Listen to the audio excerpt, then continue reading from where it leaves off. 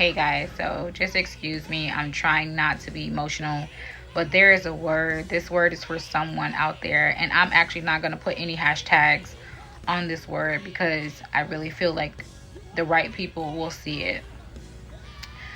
But I went to a church maybe like last week to visit some friends of mine that moved from Miami back to Georgia. They had originally had a ministry here, and God kind of shifted their assignment back to Georgia.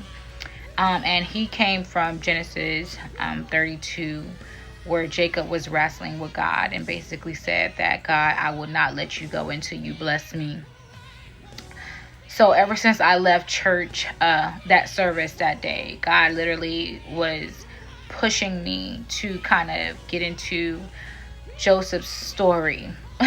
And I have so much revelation that I am going to share in regards to some of the things that I got from Joseph's story. But while I was sitting in the Word and studying Jacob's story, God snatched me into a vision. That was this morning. Let me just back up. This morning I was getting ready for church, and God was downloading in me more revelation in regards to what I had been studying. And if you just want to reference, I was studying Genesis 25 through 32 all last week while I was fasting. So as you can see, some of my posts were not happening last week because I was in the middle of the fast. And what I saw this morning is, oh God, I saw women that were laid out in hospital rooms and not physically sick, but they were spiritually suffocating, breathing, barely breathing, existing, but these women were not living. And God said to me, daughter, snatch them off of the ventilators. So I began to take these women, like I could literally see myself. And the craziest thing about my vision was that I was still standing in my bathroom, but I was also there at the same time. Like two things could be happening at the same time. So it was like I was having an outer body experience. And I just began to just snatch all of these women that were in the hospital room off of these ventilators. And he said to me, it's time for you guys to start breathing again. And this isn't just a message. It is a mandate. It's a mandate for every woman who's been numb. Oh God, every woman who's been numb, every woman who's lost herself trying to just survive. You listen to me, you will breathe again. God is saying it's time for you to just breathe again. You will breathe again. And the devil thought he killed you. But God just handed me the keys to bring you to your revival. So I'm telling you, I'm petitioning you, I'm encouraging you to get ready.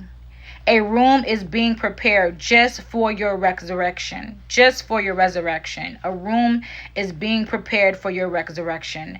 And I don't know who this is for, but this is your Exodus. This is your Ezekiel moment.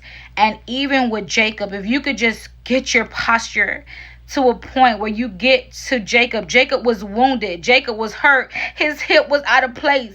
Jacob was hurt when he was wrestling with God.